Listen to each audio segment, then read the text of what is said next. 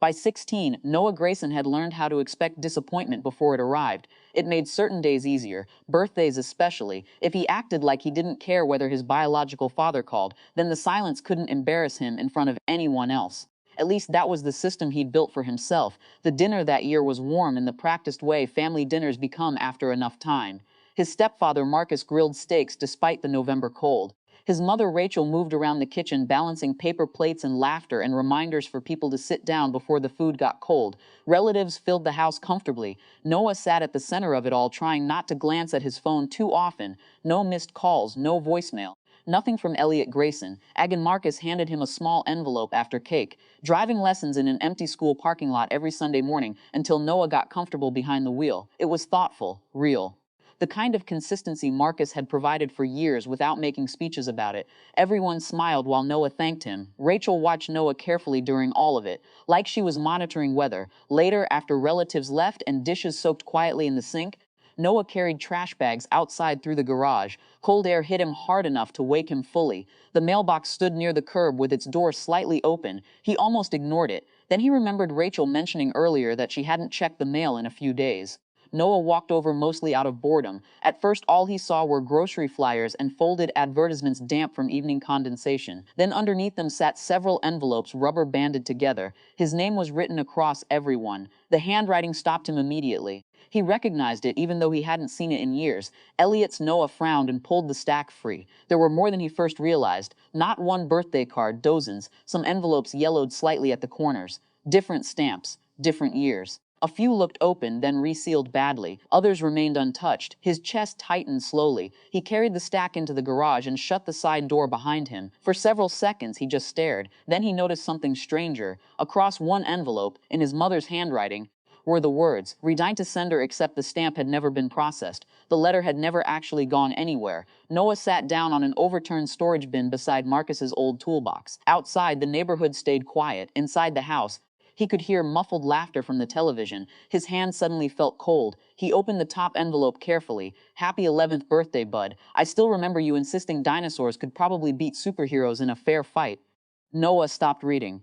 Not because the letter was emotional, because it wasn't. That somehow made it worse. No dramatic apology, no bitterness toward Rachel, no manipulative guilt, just small details. Elliot mentioning Noah's baseball season, asking if he still drew comic characters in the margins of homework.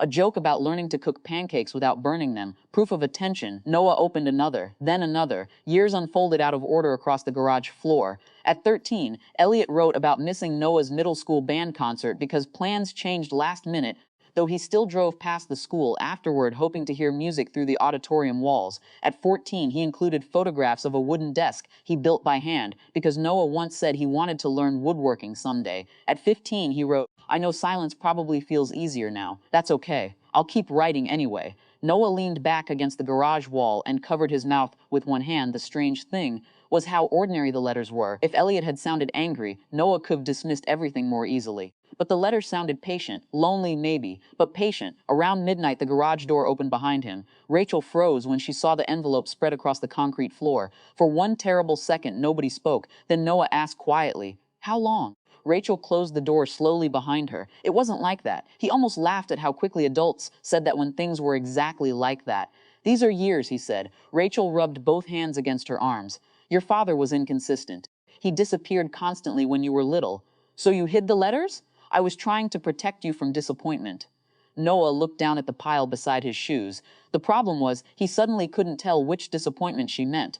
Marcus appeared in the doorway a minute later, probably hearing raised voices that never fully came. His eyes moved from Rachel to the letters to Noah. Understanding arrived visibly across his face. Rachel looked at him desperately. "I didn't want him getting hurt every time Elliot decided to reappear."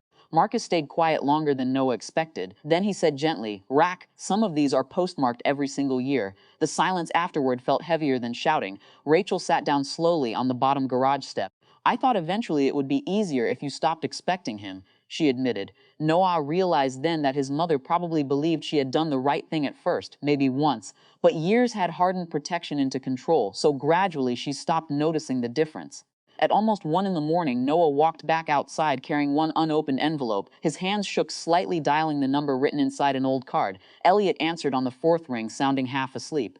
"Hello?" Noah nearly hung up. Instead, he said, Why did you keep sending them? Silence, then movement on the other end, like someone sitting upright too quickly. Noah. His voice sounded stunned. Noah stared at the dark street in front of him. You knew I never answered, he said. Why keep writing? Another silence. When Elliot finally answered, his voice sounded smaller than Noah remembered. Because being your father didn't stop just because I stopped hearing back. Noah closed his eyes. Inside the house, he could see Rachel sitting motionless through the garage window while Marcus stood nearby, neither touching the letters. For the first time in his life, Noah felt something unfamiliar and deeply uncomfortable, bought certainty, just the beginning of seeing how many people can love you imperfectly at the same time. Near dawn, he sat alone on his bedroom floor with birthday cards spread around him in uneven rows, 16 years old, and reading for the first time pieces of his own life that had been waiting in the dark the entire time.